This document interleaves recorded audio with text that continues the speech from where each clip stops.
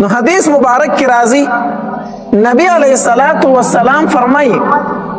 کو چرته د یو انسان ځنکدن شروع دی حالت د مرګ کې دی ژوندو لسه کول پکار دی په دې ټایم کې نو حدیث مبارک کې راځي تاسو دغه کس ته تلقین د لا اله الا الله کوئ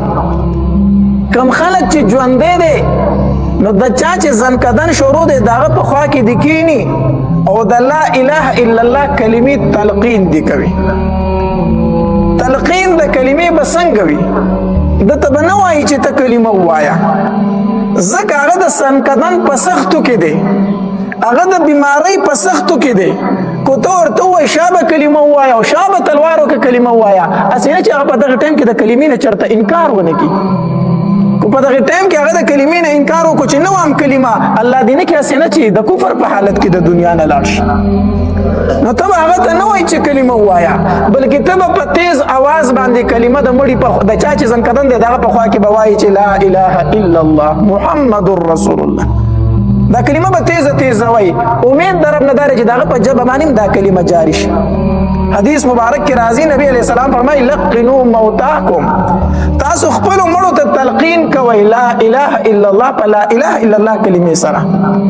دا تلقین به ولې کوي ځکه حدیث مبارک کی راضی نبی علیہ الصلوۃ والسلام فرمائی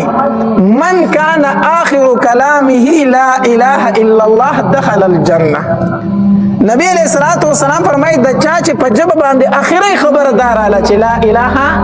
الا الله نبی علیہ السلام فرمائی دخل الجنه دا انسان جنت ته داخل شو نو ته ورته په خوا کې په تیزه تیزه وایه لا اله الا الله کېدای شي د هغه په ژبه باندې شروع شي لا اله الا الله او دا د هغه اخري کلمه شوه بس دا انسان جنتي دی دا اخري خبره د هغه شوه دا انسان څه دی جنتي دی خو دا نه کله کله موږ د یو انسان په خوا کې ناست یو د هغه په ژبه باندې کلمه رانه شي هېڅ هم ونه وایي یا کله موږ خبر هم نه یو د هغه د شپې ساه ختلی خلک سهار خبر شوي ما پاسه و هغه مړو نو ته به څه وایي چې دا مسلمان نه دی نه دا مسلمان دی دا مسلمان دی کافر به هله و چې هغه د کلمې نه انکار کړی وي دا مسلمان دی سره د کلمې د دنیا نه تللی دی خو به هر حال طریقه دا ده چې په یو کور کې یو انسان مریض زما ستا دا ذمهواري ده چې د هغه په خوا کې کینو او په تیزه تیزه باندې تلقین د کلمې ورته کوو لا اله الا الله دا کلمه ورته وایو کله چې دا انسان وفات شو دویمه طریقه بیا څه ده دویمه طریقه دا ده چې د هغه سترګې غړېدلې پاتې شي د هغه خوله وازه پاتې شي خپې لاسې کاږه واږه پاتې شي نو طریقه دا ده چې د هغه سترګې پټې کړه خوله وله راټوله که زنه وله وتړه خپې لاس ورله سم سم کړه کله چې یو انسان وفات شي د ده سترګې اکثر غړېدلې پاتې کېږي او تاسو به په حالت د ځنکدن کې انسان لیدلی د سترګې اسمان ته نیولي د سترګې اسمان ته ولې نیولي حدیث مبارک کې راځي نبی علیہ الصلوۃ والسلام فرمایي ان الروح اذا قبض تبعه البصر نبی علیہ الصلوۃ والسلام فرمایي کله چې روح قبض کړی شي کنه نو دا روح چې کله اسمان ته خیږي نو دا سترګې ورته داسې ګوري دې روح ته ګوري نو دا روح اسمان ته روان دی او د ورته کتل د سترګې دکه شانتې غړېدلې پاتې شو نو چې غړېدلې پاتې شي په دې سترګو ورله لاس راوکاږه سترګې ورله پټې کړه حدیث مبارک کې راځي ابو سلمه رضی الله تعالی عنہ بیمار و نبی علیہ الصلوۃ والسلام یې پوښتنې له ورغی چې پوښتنې له ورغی خپل خپلوان بچي او ښځه ګیر چاپېره ټول ناست و د هغه حالت د ځنکدن و سخته پرې وه نو کله چې د هغه نه روح ووت او خلک پوه نه شو نبی علیہ الصلوۃ والسلام ورله داسې په دې سترګو لاس راوکاږه او دا سترګې ورله پټې کړې او نبی علیہ الصلوۃ والسلام دا وفرمایل وی ان الروح اذا قبض تبعه البصر کله چې روح قبض کړی شي نو دا نظر هغې ته ګوري ځکه دا سترګې غړېدلې پاتې کېږي نو چې دا خبره نبی علیہ السلام څنګه وکړله نو فزج الناس خلکو شور شروع کړو جړاګانې شروع شي خلک پوه شو چې ابو سلمه خو وفات شو نو نبی علیہ الصلوۃ والسلام وفرمایل وی لا تدعوا على انفسکم الا بخیر په دې ټایم کې ځان ته خیري مه کوئ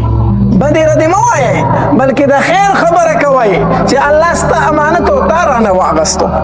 د خیر خبره کوئ ځان ته خیرې مه کوئ ځکه نبي علیه الصلاة والسلام وفرمایل ان الملائکة یؤمنون علی ما تقولون تاسو چې دا کمې خبرې په دې ټیم کې کوئ په دې باندې فرشتې امین وایي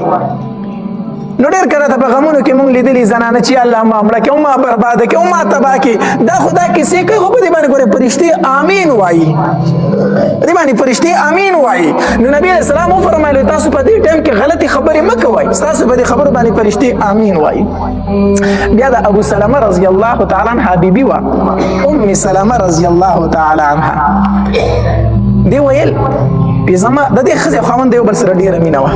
د ابو سلمه رضی الله تعالی عنه او د ام سلمه رضی الله تعالی عنها د یو بل سره ډېره زیاته مینه وه دا ښځه خاوند په یو بل ډېر مینو دا ابو سلمه رضی الله تعالی عنه چې کله بیمار شو که نه د دې ام سلمه رضی الله تعالی عنه ویل الله دې دې سکی نه خو که څه شو په ده به زه داسې ژړا کوم چې تاریخ په یاد ساتي زه به د خپل خاوند پسې داسې جاړم چې دنیا به یاد ساتي داسې جړا به پسې کومه خو نبی علیه الصلاة والسلام وفرمایل وی چې کله تاسو کې یو انسان وفات شي که نه نو تاسو انا لله و انا الیه راجعون وایي او صبر کوئ صبر نو چې ابو سلمه رضی الله تعالی عنہ وفات شو نو ما زه جړا کوم نو دلته راته د نبی علیه السلام د حدیث مبارک روایت شو چې نبی علیه السلام فرمایلی صبر کوئ انا لله و انا الیه راجعون وایي بما په دغه ټایم کې دغه کلمه وویله انا لله و انا الیه راجعون دا کلمه مې وویله او دا مې وویل چې الله ماله د دې نه بهتر راکړي نبي علیه السلام فرمایلي چې انا لله و انا الیه راجعون وایه او دا دعا کوله الله نه چې ما ته د دې نه څه راکړه ښایسته او غوره راکړه دا مې وویل خو په زړه کې مې وویل چې د ابو سلمه غونته خاوند به ما ته چېرته میلاو شي د نبی علیه السلام حدیث مبارک دا خو مې وویل چې الله ما ته د ده نه غوره راکړه خو په زړه کې مې وویل چې د ابو سلمه غونته خاوند به ما ته چېرته میلاویږي خو بس د نبی علیه السلام حدیث او ما پې عمل وکړه وی وخت تیر نه اوسه موده پس ما ته د نبی علیه الصلاة والسلام رشته راغله د نبی علیه السلام رشته راغله چې ام سلمه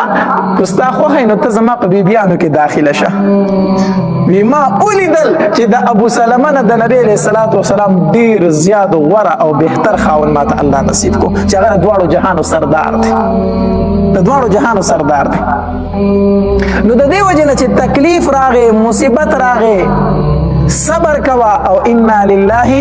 و انا الیه راجعون وایا او چې کله دې صبر وکړو څه بدله به درته میلاویږي الله تبارک وتعالی د هغې بدله ذکر کړي که نه ان الله مع الصابرین الله د صبرناکو ملګری دی د یو نیک عمل متعلق الله دا نه دي فرمایلی چې زه دې ملګری یم د یو نیک عمل متعلق الله دا نه دي فرمایلی چې دا عمل دی وکړو ملګری دې زه یم بلکې د صبر متعلق دا ولي چې صبر دې وکړو نو زه دې ملګری یم نو چې الله دې ملګری شو نو پاتې څه شو بیا کمې د څه شي راغی نو مصیبت پر راځي غم پر راځي تکلیف پر راځي خو څه به وایي انا لله و انا الیه راجعون وایي او صبر به کوئ